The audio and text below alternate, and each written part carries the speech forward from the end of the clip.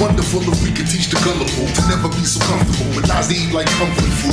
To disregard the bogus claims of pseudoscientific links. Can you imagine just how much indeed the world would change? No more political predators playing on the populace with ilkas and plots to shift and kill metropolis. No more villains with the title in the Bible holding phony temper Bibles like the stuff they teach is vital.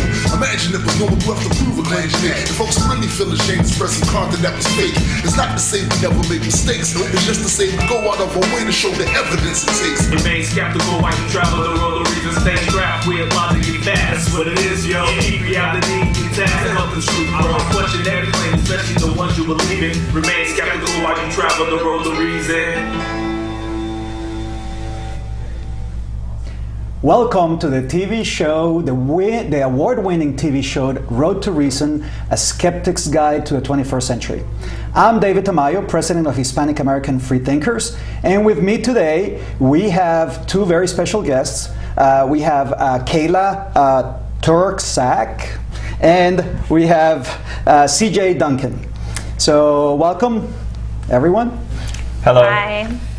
All right, well, today we are going to be we're going to have a great show today. Today we're going to be speaking with Dr. Richard Carrier, who has been putting out some controversial books, some books that are very interesting and that are, I think, going to be revolutionary books. So we'll have him soon, but before that, I think we'd be nice if we covered some of the news, some announcements, and see where we go from there. Why don't we start with an announcement? Do you have a... Sure. So just yesterday, we went to Loudoun County, and we were able to convince the boards over there that to allow secular groups to be able to present their own holiday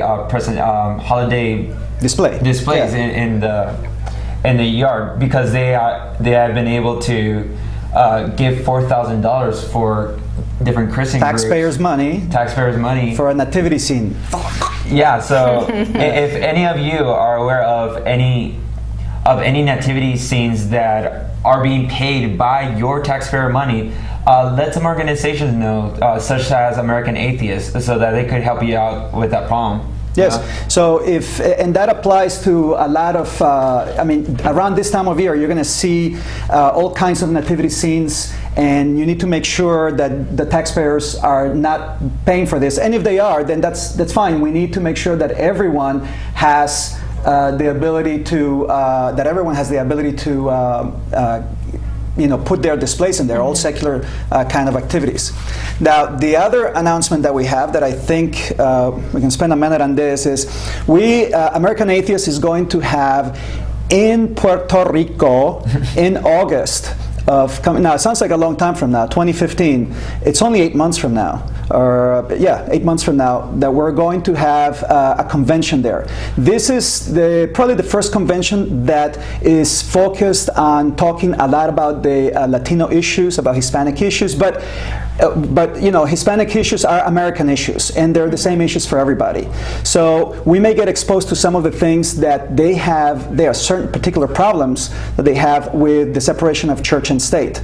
But actually, we're going to have great speakers. The speakers are being lined up right now, and we're going to have lots of activities. And I mean, what can where is there a better place to have a conference than Puerto Rico? I mean, great rum, great people, great music, salsa, and you may come back speaking some Spanish. You learned some Spanish, right?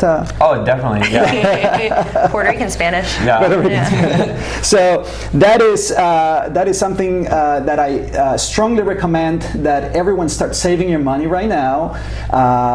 We're going to see if we can find some places where people can camp out in people's living rooms or whatever. So we want to attract as many students as possible. The cost is going to be much lower than it would for a conference of this caliber.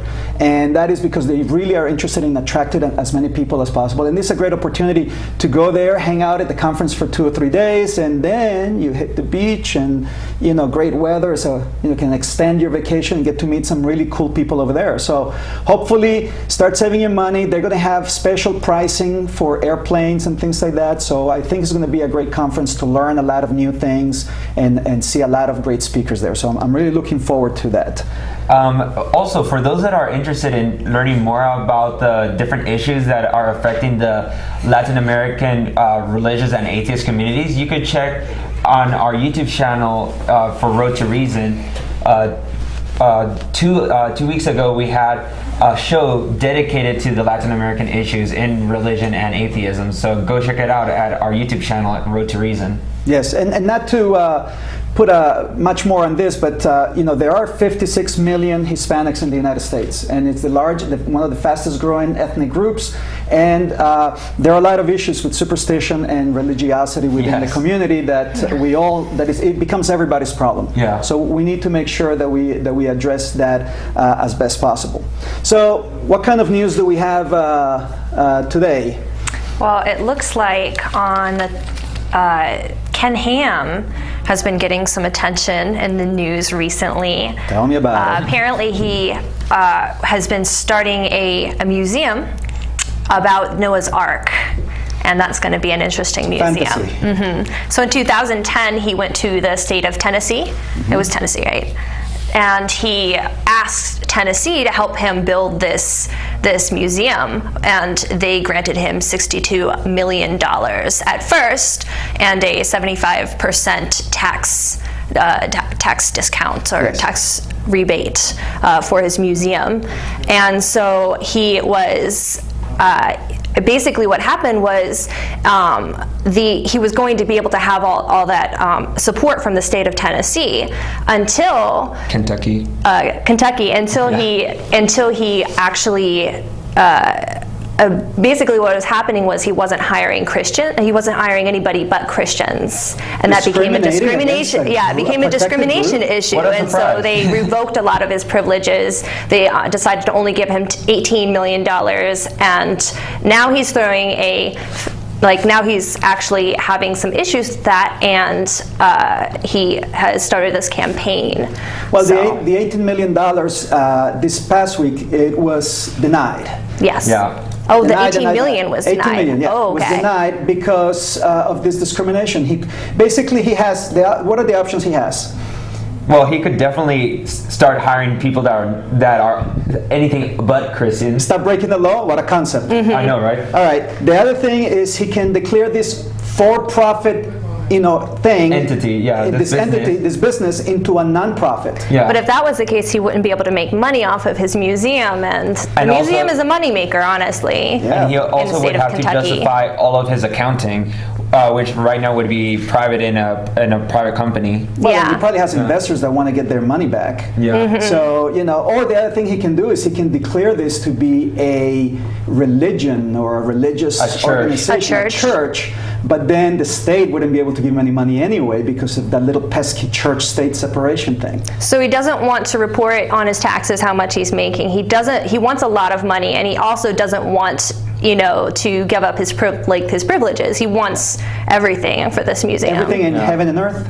Yeah, heaven and earth. Yes. Isn't heaven enough? No, not enough. He wants the earthly part, the dollars part. And what's interesting, so looking at the project itself, aside from the tax breaks and everything, looking at the project itself is really silly because technologically it's been shown that this ark would not float, would not work. If you put all this weight and you put all these things on it, even just a fraction of it, on its own weight, it'll crack and fall, fall apart. Mm-hmm. And yet no one seems to point that, technically. This is God. Wait, what? There you go. You question my wisdom, my abilities to keep the ark afloat. Which God is this? God, Jehovah, God, period, God. So I guess anything's a miracle. Aren't you going to wish me a happy birthday? I got a birthday coming up. Well, I don't wish people birthday until their birthday, or after their birthday, then I thought it was your son that was having the birthday, not you. Son. Same difference, Don't right? you know, heathen, I am my own son. Oh, you're your own son. Oh, interesting how that sexy part works out. His own father, his own son. Yeah. Could have been his own wife, but God can't do everything. I thought God was supposed to be omnipotent. Well, maybe we should talk about the other thing in the news that we had Okay. this week. It wasn't so much news as it was kind of a poke in the eye a little bit, but it did create, at least around here, created some controversy among atheists themselves, and that was The freedom from so Jon Stewart, Daily Show. yeah. So this week on the Daily Show with Jon Stewart, they interviewed. Her name is Mary from. She owns a restaurant, and she had a discount for those that were praying, a discount of 15%. And the Freedom from Religion Foundation decided to send them a cease and desist letter, and this was picked Why? up by the. Well, because she is giving a 50% discount only for people that pray. That would be discriminating against people that don't pray, which includes me. As an atheist, I don't pray for my food. So. In a way, it's 15% surcharge. Yeah, for Assuming, anyone that doesn't pray. Yeah. So this was picked up by the Daily Show, and basically mocked on it. And that's where the little rift in our community come into, because some people do believe that, and I'm among them, that they do deserve to be mocked. Number one, I think everyone deserves to be mocked. Definitely. All the time. Yeah. Even God. Yeah. Sorry. You heard? The other thing is that it needs to be. It begs the question: how much is too little, and what is petty and what is not petty? Should we go after anyone for doing this much discrimination, or does he have to meet a certain amount of discrimination before we go after? And that's part of the rift. You personally believe that? So I personally believe that there is no such thing as too little discrimination, but our actions to be able to remove that discrimination does have to be proportional to the action, the discriminating action. And that's what I disagree with, this cease and desist letter. So we used a hammer to squash an ant? Exactly. Like there are other things that could have happened beforehand. This is not a government, this is not the military, this is not a public school, this is a private person that owns a business that we had a cease and desist letter. If this person had colored people sit there and white people sit here, would that be considered along the same lines, or would that be? I think more. It was more for me. It was more along the lines of like a publicity issue. In the eyes of the public, it can be perceived as this atheist organization attacking a small business. It's a PR. And you have a face on that business. They put a face on that business. For instance, you could say Rosa Parks, was picking a small issue when she decided to switch places, but we're also forgetting within that time there was a lot of people doing that, and she was being the small face on that business that she was that face, whereas society was attacking her. You know what I mean? But if we were to show a restaurant that charges religious people 15% more if they pray in public, the whole country would be up in arms. And it's because it's an atheist group that I think people, it's those heathens anyway. They're hellbound anyway. I think there's a difference. Well, I would be careful if you're using the what happened during before the Civil Rights Act. I would be careful with that, because remember that a lot of the reasons why African Americans were not treated equally as other people is because of the Jim Crow laws. So this is not the same, necessarily the same thing that is happening, in which the government, in the case of the Jim Crow laws, government was imposing itself on businesses to discriminate on black people. Well, in this case, it's a woman. She's discriminating against people that doesn't pray. That is true, but in the grand scheme of things, you cannot compare that to with the Jim Crow laws. But then again, one thing that we are fighting against is the government sanctioning those kind of activities as well. That's correct. government definitely cannot be protecting these discriminations. Well, the problem is you allow a little bit to creep in, and you never can take it out. I mean, look at In God We Trust, One Nation Under God. It's been very difficult to take those things out because once they're in, they crawl in. Now, there is a positive spin to all of this.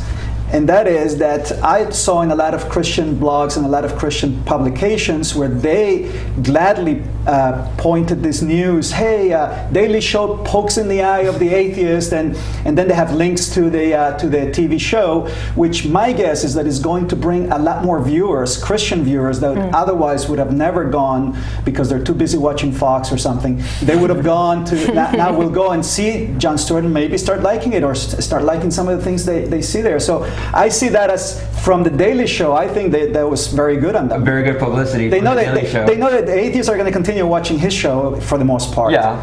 We can take we can take criticism. We're very good at taking criticism. Got some beatings. Yeah. Well, we'll find out. We'll find out if we really can take criticism or not when we interview Dr. Carrier, and see if he gets upset when we criticize his book. Anyway, in a minute we'll go into our break. We have our news. This is all that we have for our news, but we may have a clip that with some additional news, some additional stuff, and we'll have the PSA, the public service announcement, and then we'll come back after that to interview Dr. Carrier, which I'm sure everyone in the audience is very eager to hear about this great new book, and maybe we'll learn a thing or two. I know that'll be the case for me.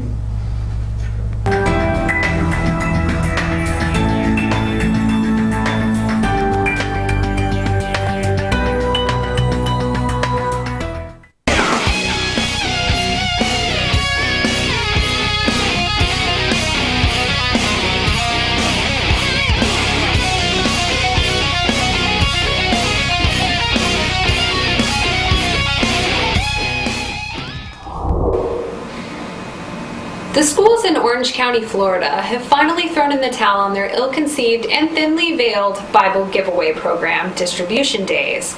The problems began in January of 2013 when World Changers of Florida Incorporated set up tables covered in Christian Bibles, which the children were encouraged to take home for free. In response, the Central Florida Free Thought Community, or CFFC, submitted a list of publications they would also like to distribute. But several of the texts were deemed inappropriate by school board censors. CFFC sued, and in June the board agreed to allow CFFC to distribute whatever materials they chose. By this time, the Satanic Temple had decided that if the school was going to continue with the program, they wanted in as well. So they submitted a coloring book which explains the tenets of Satanism.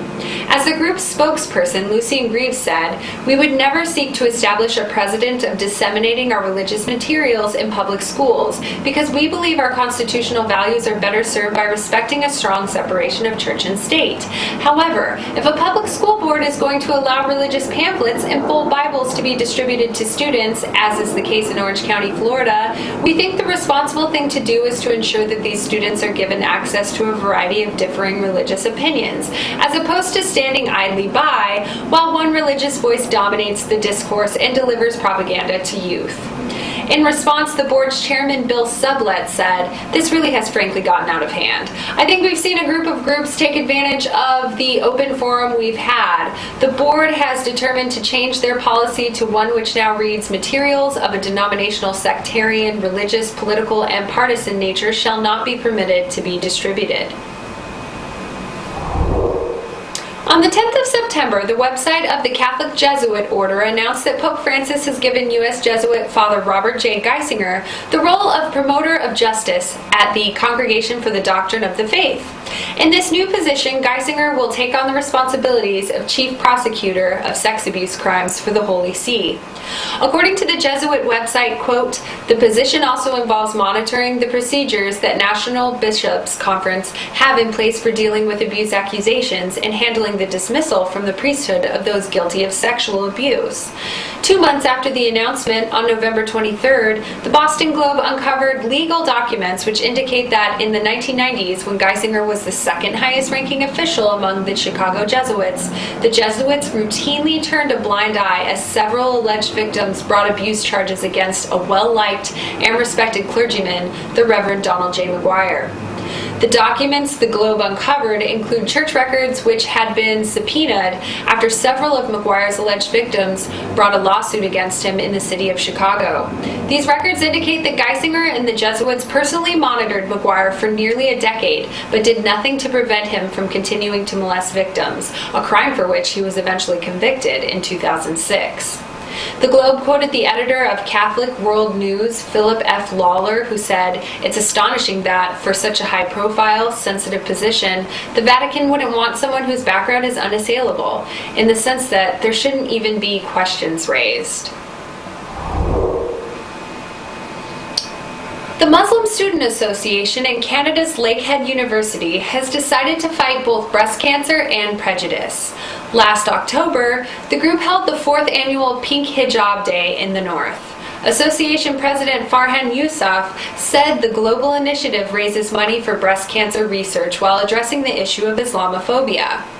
I think there's a lot of misconceptions about Muslims in general, that they're not involved in a lot of things. We want to break that barrier and show that we live in a society and we want to contribute. Yousaf added that since hijabs are only worn by women, he opted for a pink shirt. Organizer Manahil Al-Radadi was wearing a pink hijab and white lace headband.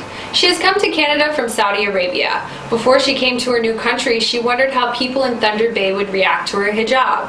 So in the beginning, my family and I were like, how can we go there? Will people in Thunder Bay accept us? So we discussed taking off our scarves, our hijabs, and then we came here, and in the first few days we saw that people do understand, and they do know about us, and we were okay.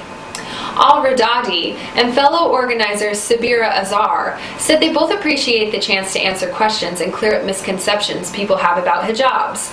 Azhar said outreach events like this are very important in light of the soldier who was shot in Ottawa and the death of the soldier in Quebec. I feel sad, I feel grief, because Canada is supposed to be a safe place to live, and when events like that happen, you start to think, what can I do to help?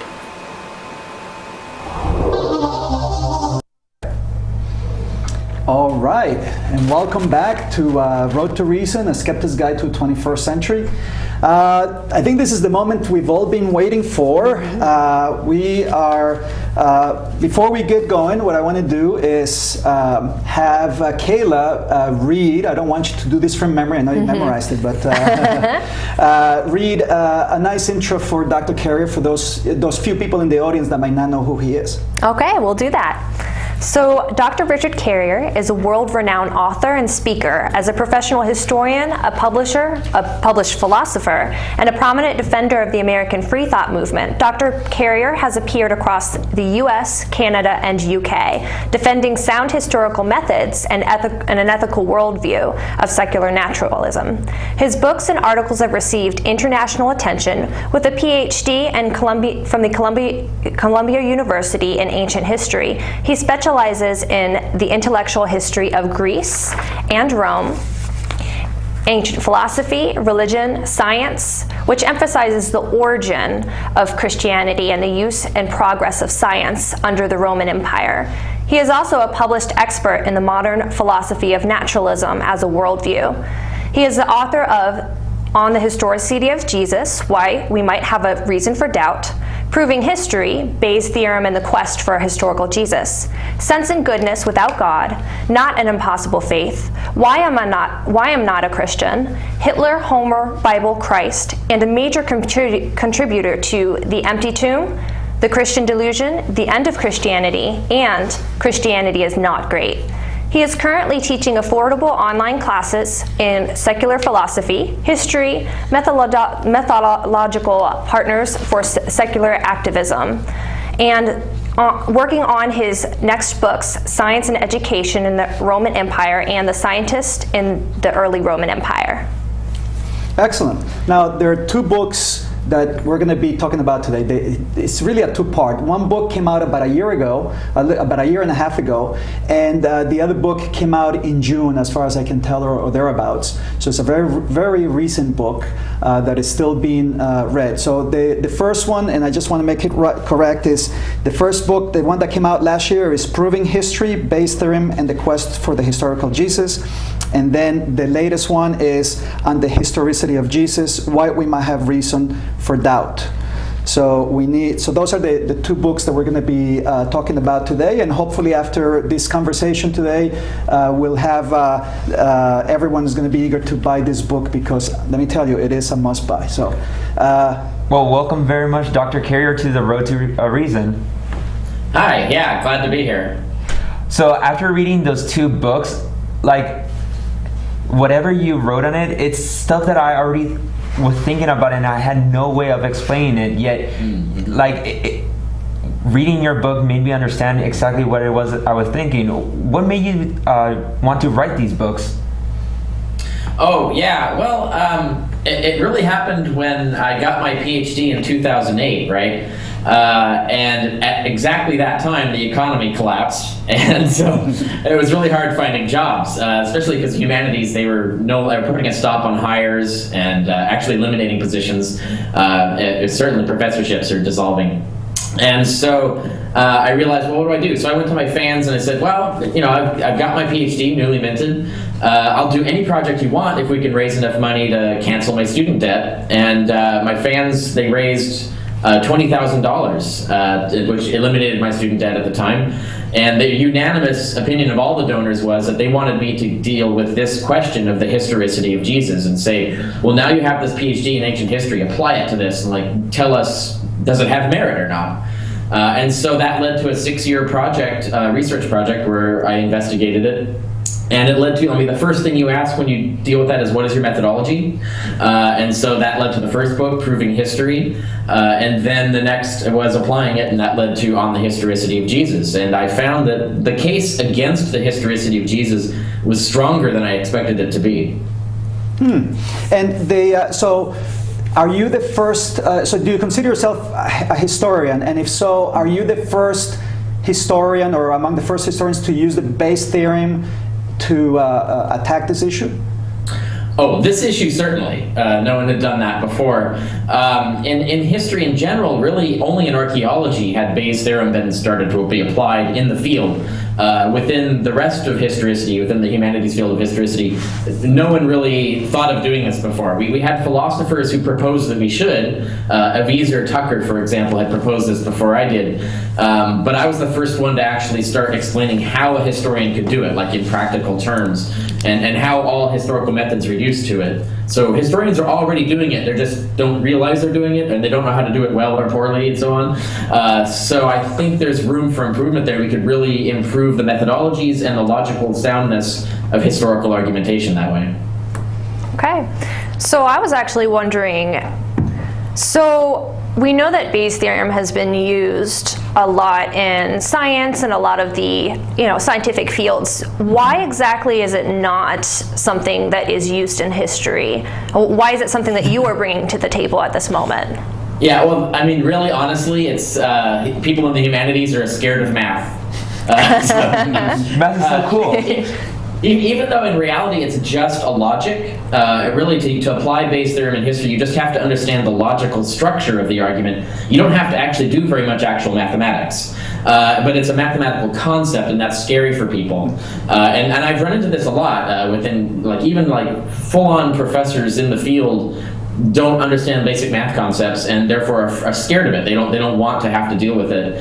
And yet instead what they rely on is sort of their gut reaction and their instincts and their intuition without actually building logically sound cases for why their arguments are valid. And a lot of historians couldn't explain to you why their conclusions follow from their premises. They just assume they do because that's the way it's always been done. Perhaps this is a good time to take a look at the Bayes' theorem, and maybe you can explain briefly exactly why this is important. I don't expect anyone to come out knowing any math, but just the logic behind it. Can you see the? Yeah, let me see which one that is. That is my. Yeah. So, what you're looking at right there is sort of a colloquialization, right? I mean, it's not like literally mathematically exactly right, but it represents what the underlying math would be. And the basic concept of it is, in history, as in many other fields, what you're arguing for is not whether something is true or false. What you're arguing for is whether something is probable or improbable. So you're figuring out, like, how probable is it? That's the question. So the first thing you do when you look at an equation in Bayes' theorem is you're trying to figure out what is the probability that your explanation of the facts is true. And then to do that, you bring in various questions. You have to answer, how typical are explanations like yours? Is your explanation a really bizarre, weird one? Or is it the kind of explanation that usually does turn out to be true in similar cases? And that gives you a measure of probability called prior probability. And that's the first thing you plug into the equation. And then you have to ask, how expected is the evidence, all the evidence you have, how expected is it if your theory is true? And that's basically the probability. What is the probability that you would have the evidence you have if your explanation is true? So you just have to kind of assume your explanation is true and then answer that question. And those two probabilities multiply against each other, and that gives you the numerator of your equation. And underneath, for the denominator, you take that again and you add it to another factor, which is you take how atypical is your explanation, which is the inverse of the other. And then you ask another very important question, and this is the last question you ask, is how likely is all that same evidence if your explanation is false? And that means you have to actually take seriously alternative explanations of the evidence. Like, you can't just ignore alternative theories, because you're comparing how likely the best alternative explanation is, or how likely the evidence is on that, versus how likely the evidence is on your theory. You're comparing those two probabilities. So you have to take seriously alternative explanations of the same evidence, and you have to take seriously what assumptions you're making about how typical or untypical your explanation is. And when you put all that together, you get a fairly simple equation that allows you to calculate how probable is this theory given the evidence and given the background knowledge that you have. And then you can criticize and question, how far can we play with these probabilities? How far low can we go? How high can we go? What is reasonable? What's not? And that's the whole basis for sound historical reasoning, is asking and answering those questions. You have to confront them and take them seriously. And that's how the equation works. And then you just apply it. So in your book on the history of Jesus, you agree that that a lot of mythicists deserve their bad reputation. You're bringing this new historical method to this Jesus hypothesis. Why do you believe that? Why do you want to use Bayes' theorem for such a controversial question like, does Jesus exist? That's your first case. I mean, instead of Julius Caesar or something. Especially if you want this to be a standard practice among historians. I mean, this is it sounds like a great idea. I mean, there's two reasons. I mean, one is, by using Bayes' theorem, all my assumptions are exposed to criticism, so nothing's hidden. So you can actually start having a real debate that's not based on bias or assumptions and things like that, where all the assumptions become evident, and we can actually start having debates about what assumptions everybody's making. So it sort of pops the hood and forces us to look at the engine of logic that's going on in the whole debate from both sides. So that's one of the advantages of it. The other advantage is that the historicity of Jesus is a good liminal case. It's a vague case. It's not a slam dunk either way. And that's exactly the kind of case where you need Bayes' theorem, because normally you don't, if it's an obvious no-brainer, like the evidence for the Holocaust is overwhelmingly vast. Like, it's vast. Like, the evidence is the best kind of evidence you can have for history. Huge amounts, high probability of it. So you don't have to sit down and explain in Bayesian terms why the Holocaust is the most likely thing to explain that evidence. You could do that. You can model your reasoning to show why you come to that conclusion, but you don't need to, because it's so obvious. Like, the evidence is so overwhelming. And a lot of history is like that, but when you get into cases where it's not clear-cut, where you're not sure, where the evidence has been hugely meddled with, a lot of evidence has been destroyed, a lot of evidence has been doctored, now you're in a very vague case, and now you have to start saying, well, okay, now we're looking at closer than two different possibilities that are closer to each other than possibility. How do we resolve that debate? How do we figure out what's more likely and what's not? And that's where you really need something like Bayes' theorem. It's really the only method that will allow you to have a productive discussion of what to do with that kind of evidence. Okay. So in science, a really important thing in science is consensus among scientists in order for a theory or a method to become valid. So when it comes to methods and methodology and history, how quickly can methods become a consensus, and is that even an important thing? History moves very slowly. First of all, I remember when my advisor at Columbia University was William Harris for my PhD, and one of the things that he was most famous for, I mean, he's done lots of revolutionary things in the field, but one of the things he's most famous for was refuting the old theory of the Roman Empire's wars of conquest. The traditional theory was that the Roman Empire was just defending itself. They were just wars of defense, and they just, by accident, happened to have an empire by the end of that. Like, they just kept defending themselves and ended up accumulating properties. And he came out and proved extensively, very thoroughly and well, that, in fact, that was a ploy, that the Roman Empire had always used defensive warfare as a strategy to increase its conquests, and that it was a deliberate militaristic society deliberately aiming to acquire an empire and doing it through this repeat of this same tactic of provoking attacks and then claiming it was defending itself and so on. And I remember he came out with that in 1979, I think, or even no earlier than that. And I remember still in high school, 8 years later, 5 years later, textbooks were still teaching us the old theory, like they didn't even know about the new theory. And I think even 10 years later, you can still find it in textbooks teaching the old theory. So the trickle down of new changes in history takes a while. So in this particular case, we have, for example, the parallel would be the historicity of the Old Testament patriarchs.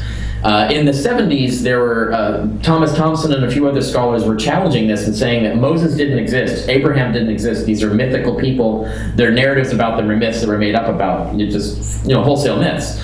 And that was radical at the time, and it took about 10 years for that to become the mainstream consensus. And the mainstream view is, yeah, they're probably right.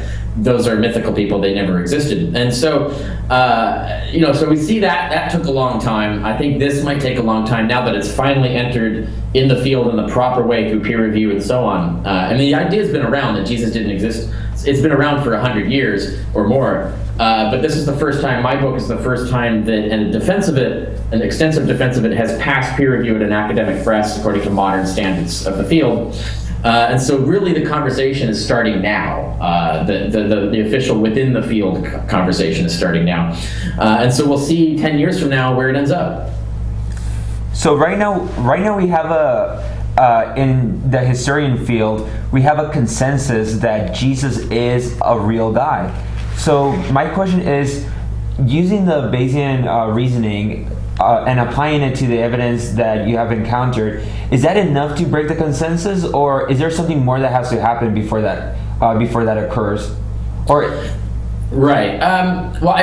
We have a lot of obstacles in this that are different from other fields. For example, a lot of biblical historians are actually fundamentalist Christians who would never admit the truth, right? So you don't really have it. It's almost as if you had creationists as actual biologists. Like if 20% of biology professors were full-on young Earth creationists, you can imagine it would be really hard to get evolution accepted as the mainstream view, because they would keep claiming, hey, we're biologists too, and we don't buy this.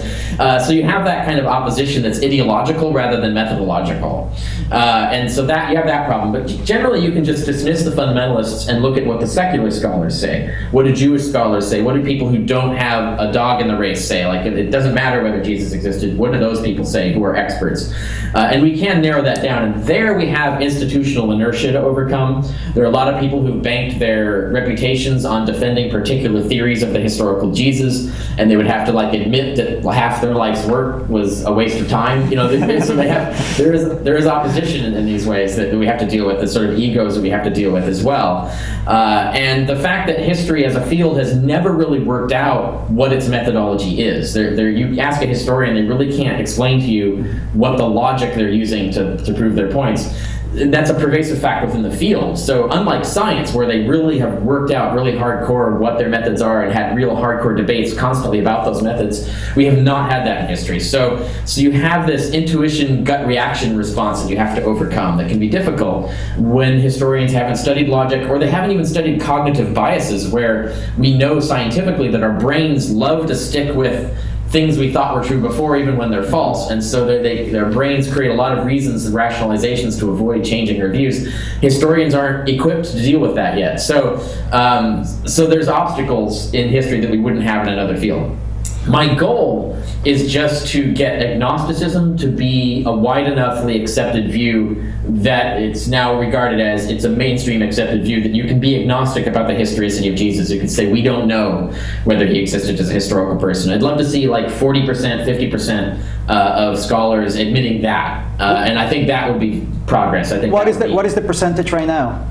We don't know. No one's polling. So, and it's hard to say because a lot of historians won't say. I know, for example, several leading experts in the field who actually are historicity agnostics, but don't want to come out as such because of the backlash and the prejudice that they would face. Because there's lots of ways that you can interfere with people's careers if you want to punish someone. And the reason is, especially in this field, they saw this happen to Thomas Thompson in the 1970s. They saw the field attack him and try to destroy his career, try to interfere with peer review, try to get him fired, try to interfere with his appointment, or being asked to conferences.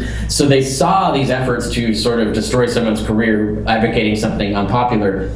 Of course, now his view is the mainstream view. It's not like a radical thing to suggest anymore that Moses didn't exist or Abraham didn't exist. But so there's a lot of historians who saw that and are now worried that the same thing will happen with historicity of Jesus. So you have a lot of scholars who probably wouldn't admit on the record that they agree that agnosticism is true. So it would be nice to have like an anonymous poll that also tracked whether the person answering was a fundamentalist or not, so that we can see the difference between secular scholars versus fundamentalist scholars. And also, a lot of scholars haven't read things. They're not aware of various facts. That's one of the things that On the Historicity of Jesus, my book, aims to correct, is that there's a lot of misinformation even within the field. And so even right now, if we were to poll the field, we would have an inaccurate result because it would be opinions based on ignorance or misinformation. And it's until they read a book like mine that they start to actually evaluate it, then you'd want to know, like, okay, after having read it, after having thought about it and evaluated it, now what is your opinion? That's the poll I would like to see, and maybe that'll happen at some point, I don't know. Right now there's about 6 of us who are either professors or fully qualified, either retired professors, sitting professors, or PhDs in the field who are on board with agnosticism at least. Actually 7 now. Hector Avalos has just come out saying that he's a historicity agnostic. He agrees that we really can't know one way or another. So. But historicity agnosticism is not the only alternative out there. There's also the idea of euhemerization. Easy for you to say. Yeah. I'll say it. It's euhemerization. Thank you very much. Euhemerization. Yeah. Named after Euhemerus, who was a Greek historian of like the 3rd century BC, who was the first to do this, where he took the celestial gods Zeus and Uranus and said, oh, they were actually historical people who were deified later, and he put them in history and invented a whole biography for them. And then that became popular. And so a lot of people in the Roman Empire were doing the same thing with various gods who lived in supernatural realms. They were putting them in history and giving them biographies. And that is what I suggest is the most likely thing that happened to Jesus, in particular in the ways that the Jews were doing things like this. The same way they invented a mythical Moses and wrote a whole biography of him, Exodus and Deuteronomy. Those things served particular social and moral purposes within their religion. I think the Christians were doing the same thing and for the same reasons with Jesus. Oh, okay. So I was actually wondering, I had followed some things that were happening between you and Bart Ehrman. I was wondering what you think about Bart Ehrman's book, Did Jesus Exist?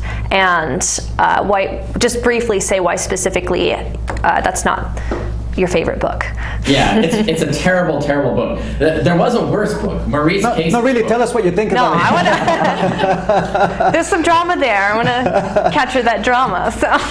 Yeah, there was a worse book. Maurice Casey's book was worse than it. And Maurice Casey was a professor, the late Maurice Casey, also a professor in the field, came out with an even worse book in defense of historicity. But I think Ehrman's book was bad because, unlike a lot of his other work, he didn't do a lot of research for it. He just sort of kind of threw it out really quickly, made a lot of claims from the armchair, and made a lot of mistakes. And I've documented the mistakes extensively. And he hasn't admitted to many of them. I mean, in fact, the only one he's ever corrected and apologized for was getting my degree wrong.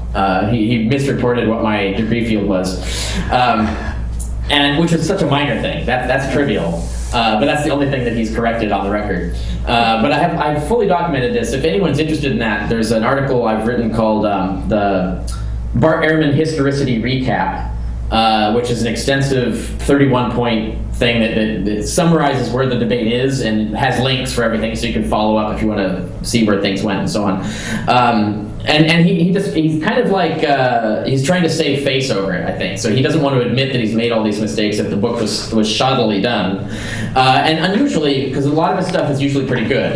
So it's uncharacteristic. This book was. It was kind of like written in anger, I think, in a lot of ways. Like he was just frustrated by this and didn't really want to extensively research it properly, and just threw out this book. And then now his name is attached to it, and now he's got to kind of defend it. And I think he's stuck doing that, and I think that's led to a lot of problems. But you know, one of the good things about your book, I thought, was that you go in there and right off at the beginning you say, look, I want you to criticize, bring in your best evidence, attack it. You know, I'm not married to this thing, and I will, I'm not going to take a personal offense or anything like that. A lot of authors see their books as their child, or and they get very, very defensive.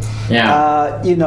I don't know of any other authors that have done this, but have you received that you've been wanting, some really constructive criticism and some information that makes you think, maybe I can make some changes or update some of the information already? No, not really. It's too soon, though. I mean, it's only been 6 months-ish that the book's been out. And really, proper academic reviews in the peer-reviewed journals, they take 1 year to 2 years to appear. So, like I said, history moves slowly. So as a field. So it's too soon to answer that question. The only thing that came up was at one time, at one debate, an person in the audience asked about a particular verse in the letters of Paul that I didn't address in the book. But I easily could have inserted like a couple sentences about it in the book, but I just didn't. And I mean, it's an extremely weak argument for historicity, so it hardly even deserves attention. But it's the kind of thing that's the kind of thing I want people to bring up. Like, oh, so is this the best you can come up with that I didn't think of at the time? And so I want to see that, and I would love to have evidence come forward or be analyzed to show that actually we can say that Jesus more probably existed than not. I would love to see that and have a revised edition of the book in future. But so far, no, nothing like that has happened. For those people that are looking for your review on Bart Ehrman's book, you could find it at freethoughtblogs.com. Am I correct? Frankly, Google will find you Richard Carey or Bart Ehrman and the word recap, just the word recap. It'll be like the top three, one of the top 3 hits. It's at Free Thought Blogs. It's a blog that I maintain there, and I have a variety of things on it. So now this is a 2-part thing. One is really the Bayes Theorem part, that this is the way to do history right. When I read that book, I thought, oh wow, why, this is amazing, this is great, this is the way history should be done. I think you did a great job at presenting every opportunity and every reason as to why this, which is used in many other aspects in engineering and in archaeology, as you mentioned. So it's not the theorem itself, I think, has shown itself to be worthy of consideration. It's been a year since that came out. Have you heard anything about it as far as the methodology? Has this been a good or bad method from other historians and the reasons they give as to why not it would be? Not really, no. And I think, again, this is the fear of math in the history field. Historians didn't want to confront it, but I think the book Historicity on the Historicity of Jesus is going to force them to. So I think there will be more discussion of it coming up. in the coming years. But I think that was the main thing that they said, well, I can just ignore this, it's not important. But now that On the Historicity was published by an academic press as well, now they're going to have to kind of confront it, because in order to critique my arguments, they're going to have to actually face the actual methodology of it, the actual logic of it. And I think that will be progress, and I think that will show a good way forward that we can start applying this methodology in broader areas, not just this one subject. So I was wondering, how does this affect Christianity? I know without Jesus, there's really no virgin birth, there's no resurrection. A lot of things that Christians, have a foundation in. Do you think they're going to stick their heels in the ground and have to be dragged along? Because that's their lifeblood. Yes. So. Yes, that's true, but you're talking about fundamentalists, right? You're talking about the people who need the Virgin Mary to be true, right? Not all Christians do. There are lots of Christians who are totally fine with the nativity story being myth, and there still being a historical Jesus, and even still being like the Son of God and all of that stuff. Like there are a lot of Christians who are willing to admit that a lot of it is made up. But the whole idea that all of it was made up, that there wasn't even a guy going around teaching stuff, that's a little too much for a lot of Christians to handle.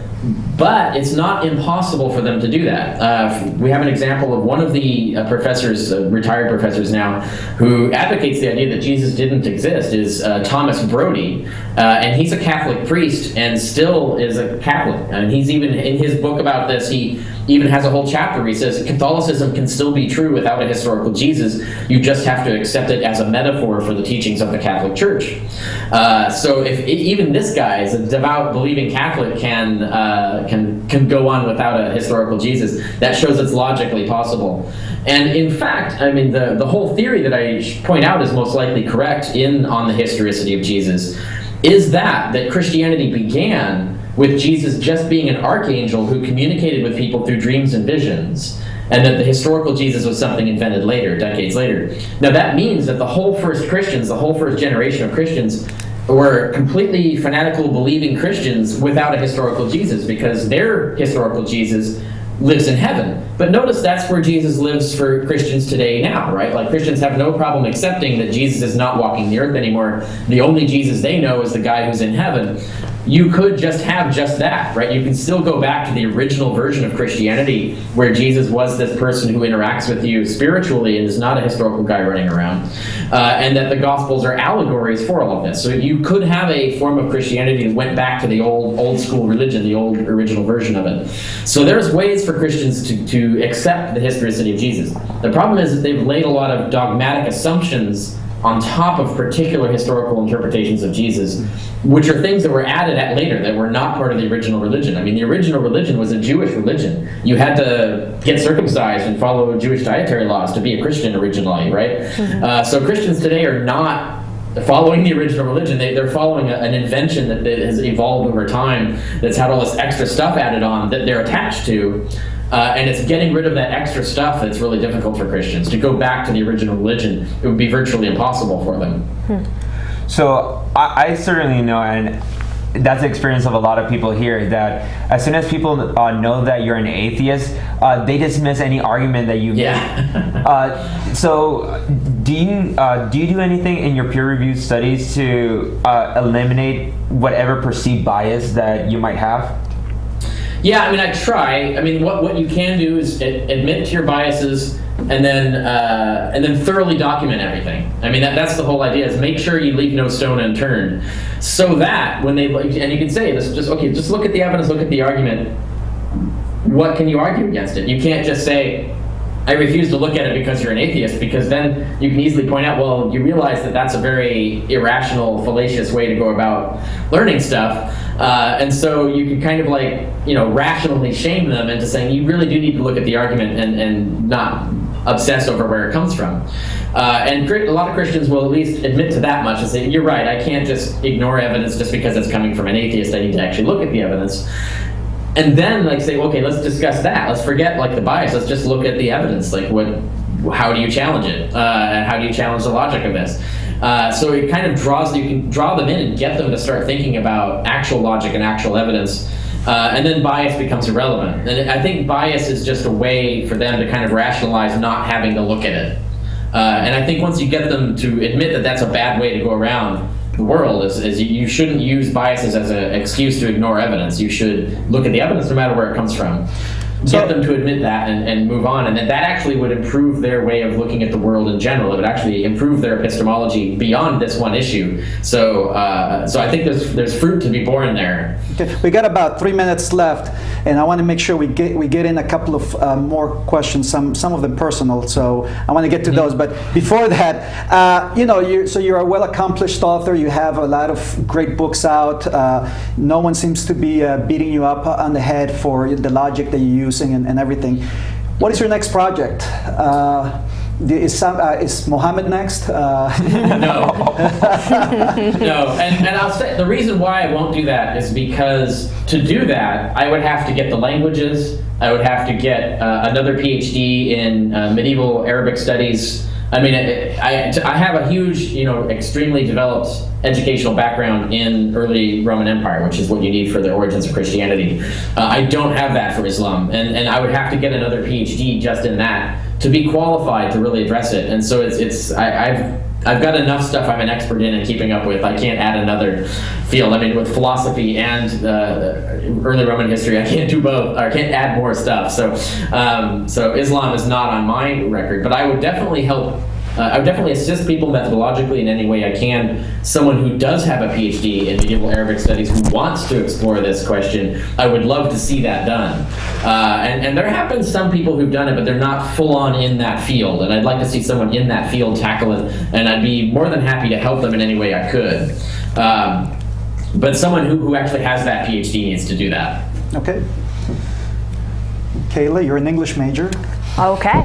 So we were actually wondering if you had any English classes. I mean, a lot of writers, for instance, are inspired by another writer or an English professor of some sort to write a book. So I was wondering if you had any English professors in particular that... And we'd like to know what grades you got also in high grades school. You got. What kind of grades you get on English in high I school? was straight A's all the way. Oh, okay. Like literally. The only in college, the only thing I didn't get a straight A in is I got I think a B in Greek linguistics, and that was the hardest damn course I ever took. It was ancient Greek linguistics, where we had to study dozens of Greek dialects from antiquity and study them scientifically, and that was hard. But apart from that, I'm straight A and everything. In terms of influences, my influences were not English teachers; they were historians. History professors, and they're still in the humanities. And to give you an example, Keatley, who was a professor of ancient Chinese history, which I also studied at Berkeley, I took a course with him, an advanced seminar for undergrads on the history of death. Beliefs in the afterlife, mourning rituals, burial rituals, and things, cross-cultural, so from antiquity. So we're doing like ancient Judaism, ancient Sumer, ancient China, doing all this comparative stuff, which is fascinating and useful. But the coolest thing that he did is he had, you have to turn in a paper every week, and it can't be more than 2 pages. It has to be double-spaced, 12-point font, the whole thing. It can't be more than 2 pages long. But you have to say something substantive every week in just 2 pages about the material we're discussing. And he said, that will teach you how to write well. And boy, was he right. That taught me a lot about how to write well, is to be able to get all the information you want to convey in a very short amount of time, a short amount of word count. That was one of the most valuable things anyone ever did to teach me as a writer, was that. And then beyond that, it's just practice. All right. Well, we have just a few seconds left in the show. Thank you so much for being with us today. We had tons of other questions to ask, like, when is your audiobook coming out, which I think is in the spring, right? Maybe? I'm sorry, say again? Your audiobook in the spring? Yes, should be. I'm literally tomorrow going to be in studio recording more of it. So wonderful. And so thank you so much for being with us today. We look forward to having you in the show again, and hopefully, things will go well with this book. Thank you so much. Thanks.